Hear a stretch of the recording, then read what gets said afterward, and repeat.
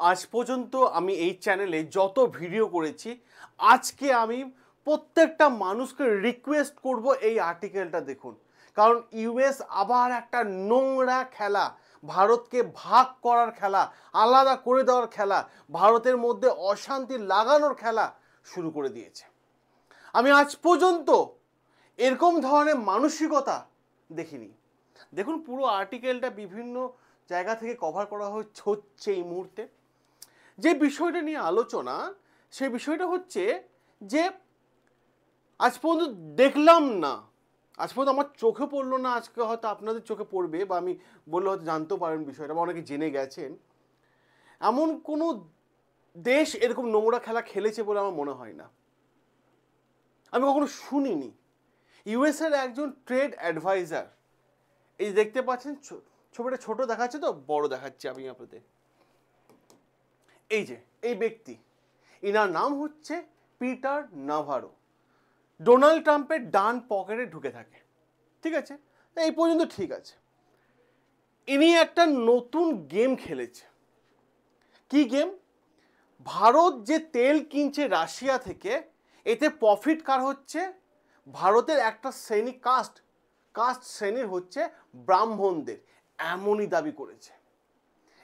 দাবি করেছে আজ পর্যন্ত মানে শুনিনি কোনো দেশের প্রেসিডেন্ট যে অন্য কোনো দেশের ভেতরে মানুষদের ধর্ম সম্পর্কে এরকম ধরনের কথা বলতে পারে।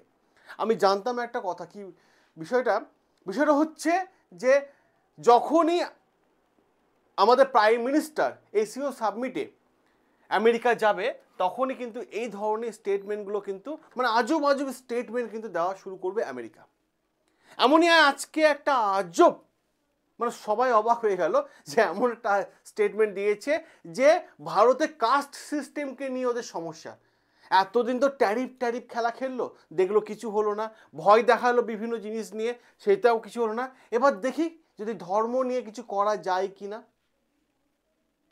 কাস্ট অ্যাঙ্গেলকে এবার টার্গেট করছে। আমি বুঝতে পারছি না যে তেল কেনার সাথে, মানে রাশিয়া থেকে তেল কেনার সাথে ব্রাহ্মণ শব্দটা কি করে জড়িত হয়ে গেল। তেল তো এতদিন ধরে কিন্তু, যদি আমরা দেখি খুব ভালোভাবে, ভারত সরকার অয়েল কোম্পানি কিন্তু, এখন রিলায়েন্স কিনছে। মুকেশ আম্বানি যতদূর মনে হচ্ছে ব্রাহ্মণ নয়, আমি ভুলও হতে পারি, বাট ব্রাহ্মণ নয়। তাহলে ব্রাহ্মণটা কারা? কাকে টার্গেট করলো? রাশিয়া প্রফিট হচ্ছে, কিন্তু রাশিয়া তো ব্রাহ্মণ না। এমন এক আজব তথ্য কিন্তু এরা দিচ্ছে। যখন কোনো কিছুতে ভারতকে জব্দ করা গেল না, ভারতের কাছে আমেরিকার কাছে ভারত মাথা নত করলো না, তখন তারা ঠিক করলো তাহলে চলো পুরনো নীতিতে ফিরে যায়। পিটার নাভারো এই নামটা বেশ কয়েকদিন ধরে চর্চার মধ্যে আছে, কারণ ইনি হচ্ছেন ডোনাল্ড ট্রাম্পের ডান পকেটে ঢুকে থাকে, আর ইনি হচ্ছেন ডোনাল্ড ট্রাম্পের ট্রেড অ্যাডভাইজার। আমি জানি না ডোনাল্ড ট্রাম্প কাদেরকে ট্রেড অ্যাডভাইজার হিসেবে রাখে। ট্রেড অ্যাডভাইজারদের কাজ কি? ট্রেড নিয়ে ভাবা, কোনো দেশের পলিটিক্যাল অ্যাঙ্গেল বা কাস্ট অ্যাঙ্গেল এইগুলো নিয়ে ভাবা মতো তাদের কাছে টাইম নেই। এ ভাবছে কি করে যে এই ধরনের কথাবার্তা, যে এই যে আর্টিকেলটা দেখছেন পুরো প্রফিট হবে বলছে ব্রাহ্মণদের। আমি প্লিজ সকলকে বলবো এই চ্যানেলটা সাবস্ক্রাইব করে নিন, কারণ অথেন্টিক ইনফরমেশন পাবেন এই চ্যানেল থেকে। এবং যারা কারেন্ট অ্যাফেয়ার্স নিয়ে খুব চিন্তায় থাকেন, প্লিজ এই চ্যানেলটা হচ্ছে কারেন্ট অ্যাফেয়ার্সের বেস্ট। এটা কোনো নিউজ চ্যানেল না, আমি বারবার প্রায় সমস্ত ভিডিওতে বলি, এটা কোনো নিউজ চ্যানেল না, এটা হচ্ছে সম্পূর্ণ কারেন্ট অ্যাফেয়ার্সের চ্যানেল। সরি, পেনটা পড়ে গেল। তো যদি কারেন্ট অ্যাফেয়ার্সের চিন্তা থাকে, এই চ্যানেলটা অতি অবশ্যই সাবস্ক্রাইব করে নিন। এই পিটার নাভারো আবার একটা স্টেটমেন্ট দিয়েছে, জানেন কি বলেছে? আজকে ছিল এসিও সাবমিট। হ্যাঁ, এটা হয়েছে কোথায়? এটা হয়েছে চায়নাতে। তো যখন পিটার নাভারো বক্তব্য, এই যে এসিও সাবমিটটা হয়েছে, এখানে বলা হচ্ছে দুটো অ্যাঙ্গেলকে টার্গেট করা হয়েছে। এক, ভারতে ব্রাহ্মণদের টার্গেট করা হচ্ছে, ভারতের মধ্যে দুই ভাগ করা মানে প্রবণতা এরা নিচ্ছে এখন। আর অপরদিকে বলা হচ্ছে যে নরেন্দ্র মোদী হচ্ছে খুব পাওয়ারফুল লিডার, এবং নরেন্দ্র মোদী এই মুহূর্তে রাশিয়া বা চায়নার সাথে হাত মেলানো ঠিক না, আজকে গেছে বলে আজকে স্টেটমেন্টটাও দিয়েছে। আমি আপনাদের বহু ভিডিওতে বলেছিলাম যে এরা ভাবছে যে যখনই নরেন্দ্র মোদী যাবে সাংহাই অপারেশনে, তো তো তখনই কিন্তু এদের আজব আজব তথ্য এদের মুখ থেকে বেরিয়ে আসবে, কারণ ওরা যতটা ভেবেছিল এরপর থেকে তার কোনো তথ্য নেই, ওদের কাছে তার লিখিত কোনো এভিডেন্স নেই। কারণ ডোনাল্ড ট্রাম্প বেশ কিছুদিন ধরে ভালো রকম টুইট করে যাচ্ছিল, কয়েকদিন ধরে ডোনাল্ড ট্রাম্প টুইটও বন্ধ। এবার ডোনাল্ড ট্রাম্প কি করেছে, তার সাঙ্গপঙ্গগুলো সামনে ঠেলে দিয়েছে যে ভাই আমি অনেক টুইট করে নিয়েছি, অনেক গালিগালাজ খাচ্ছি, এবার তোরা সামনের দিকে যা। তো এদেরকে সামনের দিকে ঠেলে দিয়েছে, এবং সবার প্রথম যাদেরকে সামনের দিকে ঠেলেছে সবার প্রথমে এসে দাঁড়িয়ে গেছে পিটার নাভারো। কারণ আজব আজব তথ্য, কারণ তেল কেনার সাথে ব্রাহ্মণদের কি সম্পর্ক, উনি কি ভারতকে মধ্যে আবার কি একটা দাঙ্গা লাগানোর পরিকল্পনা করছে? কারণ আমার মনে হচ্ছে যে পুরনো নীতিতে কি আমেরিকা আবার ফিরে যাচ্ছে। হ্যাঁ, ভারতকে কাস্টের নাম দিয়ে কি ভাগ করার প্ল্যান করছে? মানে লড়াই লাগাও, যদি কিছু হয়। ট্যারিফ দিয়ে তো ভয় দেখাতে পারলাম না ভারতকে, ভারত ভয়ও পেল না, আর এই মুহূর্তে ভারত চায়না রাশিয়ার সঙ্গে হাতও মেলাচ্ছে।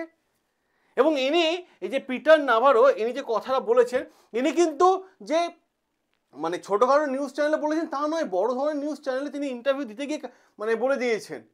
তাহলে ভাবুন একবার, ভাবুন। অপর দিক থেকে আমরা তো কখনো বলি না, আমরা কি কখনো এই আর্টিকেলটা ভুলে গেছি?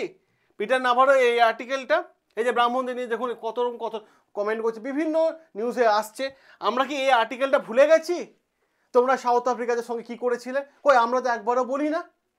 না, মনে করিয়ে দিলাম, জাস্ট আমি কিছু বললাম না, জাস্ট মনে করিয়ে দিলাম, কই আমরা তো একবারও বলি না। উপরন্তু তোমরা চাইছো যে ভারত তোমাদের কন্ট্রোলে থাক, এবং ভারতের ভেতরে পলিসি কি হবে সেটা আমরা সিদ্ধান্ত নেব। ভাই তোমরা কে? প্রশ্নটা এটাই। ভারতের পলিসি ঠিক করার জন্য ভারতে আছে বহু মানুষ আছে, কারণ এস জয়শঙ্কর স্যার একাই 100, তিনি পরিষ্কার বলেছেন যে এই আজ থেকে 2 বছর আগেও পর্যন্ত ডোনাল্ড ট্রাম্পকে বলা হয়েছিল, ডোনাল্ড ট্রাম্প বলেছিল এস জয়শঙ্কর স্যারকে যে তোমরা তেল কিনতে গেলে রাশিয়ার কাছ থেকে তেল কিনো, আজকে রাশিয়ার কাছে তেল কিনছে, তো প্রবলেমটা কোথায়?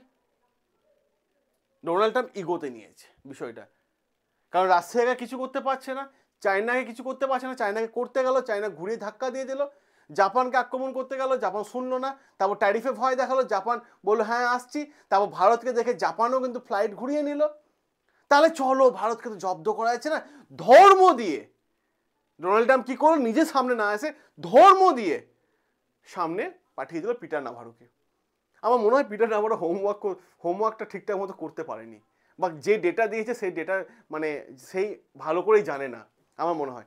অপর দিক থেকে গতকালই আমরা দেখতে পেয়েছি যে এখানে আরও একটা জিনিস ঘটনা, যে আমেরিকার স্কুলে, একটা বাচ্চাদের স্কুলে, সেখানে হঠাৎ করে সাডেনলি কেউ এসে গুলি চালানো যখন শুরু করে তখনই মানে স্পটে 2জন বাচ্চা মারা যায়, এবং অনেকে কিন্তু ইনজুরিড হয়, আহত হয়, অনেকেই আহত হয়েছিল, ঠিক আছে, অনেকেই আহত হয়েছিল, এরকম কিন্তু খবর আসছে। আশ্চর্যের বিষয়টা কোন জায়গায় বলুন তো? আশ্চর্যের বিষয় হচ্ছে এই জায়গাটাতে, আমি আপনাদের যেটা বলতে চাইছি, যে এই জায়গাতে হচ্ছে আশ্চর্যের বিষয়, যে এই যে ইন্টারেস্টিং বিষয়টা, যে গুলি চালালো সে একটা চিঠি ওই দেওয়ালে সেট করে দিয়েছে, লাগিয়ে দিয়েছে, তারপর নিজেকেও হত্যা করে দিয়েছে। এবং ওই চিঠিতে কি লেখা আছে, যে এই যে সেই চিঠিতে লেখা আছে যে ভারতের ওপর পারমাণবিক বোমা ফেলো এবং ডোনাল্ড ট্রাম্পকে হত্যা করো। এই হচ্ছে সেই বন্দুকটা, যা নিউক ইন্ডিয়া, পারমাণবিক বন্দুক বলা হয় থেকে এটাকে, এই সেই বন্দুকটা, এবং নিউজে এসেছে সেটা। তা ভারতকে পারমাণবিক বোমা মারা হুমকি কে দেয়? এই সেই চিঠিটা যেখানে লেখা আছে, এবং লেখার পরে এখানে বন্দুকটাও পাওয়া গেছে। ভারতকে কিন্তু পারমাণবিক বোমা মারা হুমকিও দেওয়া হচ্ছে। তাহলে কি আমেরিকা কি ভাবছে? এবং ভারতকে পারমাণবিক বোমা মারা হুমকি কে দেয়? প্রতিবেশী দেশই দেয়, আমরা দেখতেও পেয়েছি, আসিফ মনির তো অনেকবারই বলেছি, তো আমরা দেখতে পেয়েছি এরকম ঘটনা। তা এই হচ্ছে পুরো আর্টিকেল, যে ইউএস এখন চাইছে হয় ধর্ম নিয়ে ভারতবর্ষকে আক্রমণ করো, না হলে যে ভাই বিরিয়ানি নিয়ে আয়, বারবার ডেকে পাঠাচ্ছে আমেরিকায়।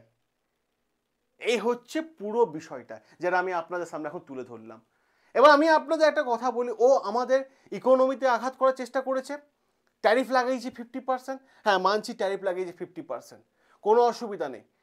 আমি যারা এখন ভিডিওটা দেখছেন, আমি প্লিজ আপনাদের রিকোয়েস্ট করব, যদি বাড়িতে বসে, এখন সব কিছু তো এআই এর জিনিস, যদি বাড়িতে বসে নিজের ইকোনমিক কন্ডিশনটা ঠিক করতে পারেন, তাহলে এর মতো আর আরামে চাকরি কিছু হয় না। প্রত্যেকটা গার্জেনকে আমি রিকোয়েস্ট করছি যে বর্তমান সময় যা চলছে সেটা ডিপেন্ড করে আছে এআই এর ওপর, এআই টুলসের ওপর ডিপেন্ড করে আছে সব কিছু। চ্যাট জিপিটি থেকে শুরু করে ফেসবুক দেখছেন, ফেসবুক কখনো ভাবছেন যে অমুক রেস্টুরেন্টে আমি খেতে যাব, তমুক জায়গায় খেতে যাবো, দেখবেন অটোমেটিক ফেসবুকে আপনার কাছে পোস্ট চলে এলো, বাহ ওই রেস্টুরেন্টে খেতে যাচ্ছি। বা যা ভাবছেন বা যেই ডেটা চাইছেন বা ভিডিও এডিট করতে যাচ্ছেন বা ইমেজ এডিট করতে যাচ্ছেন, যা খুশি, কারণ এআই আমাদের চারিদিকে ঘিরে ফেলে দিয়েছে। তো এআই, যে এআইকে হাতিয়ার করে আমেরিকা এত টাকা কামাচ্ছে, আমরা টার্গেট নিয়েছি ভারতবর্ষে এই পশ্চিমবঙ্গে 30শে নভেম্বরের মধ্যে প্রত্যেকটা ছেলে মেয়েদেরকে এআই শিখিয়ে মার্কেটে রেডি করে পাঠিয়ে দেবো। যদি এআই শিখতে চান বাড়িতে বসে 1 থেকে 2 লাখ টাকা ওয়ার্ক ফ্রম হোম, আমি আবার বলছি মেয়েদের জন্য সেরা, মেয়েদের জন্য সেরা, যদি বাড়িতে বসে 1 থেকে 2 লক্ষ টাকা ইনকাম করতে চান, তাহলে অতি অবশ্যই এই হোয়াটসঅ্যাপ নাম্বার 9332813134 এই হোয়াটসঅ্যাপ নাম্বারে জাস্ট হাই স্কিল লিখে পাঠান এবং এআই শেখান ছেলে মেয়েদেরকে, একবার অন্তত একবার হলে শেখান। অনেক টাকা নষ্ট করেছেন, অনেক টাকা, মানে ছেলের জন্মদিন, ওর বার্থডে, আজকে রেস্টুরেন্টে খেতে যাও, হ্যান ত্যান, অনেক টাকা নষ্ট করেছেন। নিজের ছেলে মেয়ে কেরিয়ারের জন্য এআই শেখান। কিছু লাগবে না, হাতে একটা অ্যান্ড্রয়েড মোবাইল বা একটা ল্যাপটপ বা ডেস্কটপ থাকলে এআই শিখে যাবে। আর 30শে নভেম্বরের মধ্যে আমরা টার্গেট নিয়েছি পশ্চিমবঙ্গে প্রত্যেকটা ছেলে মেয়েদেরকে আমরা এআই শিখিয়ে ছাড়বো। যদি শিখতে চাই অতি অবশ্যই এআই শেখা দরকার, বর্তমানে এআই এর যুগ। যদি শিখতে চাই অতি অবশ্যই এই হোয়াটসঅ্যাপ নাম্বার হাই লিখে পাঠাবেন, এআই কোর্সে ভর্তি করান। বাকিটা আপনাদের সিদ্ধান্ত, ছেলে মেয়েদের নিয়ে কী ভাবছেন না ভাবছেন আপনাদের সিদ্ধান্ত। এই নাম্বারে কল করবেন না প্লিজ, শুধু হোয়াটসঅ্যাপ করবেন। সকলে ভালো থাকবেন, সুস্থ থাকবেন, দেখা হবে আপনাদের সাথে নতুন আরও একটা আর্টিকেল নিয়ে।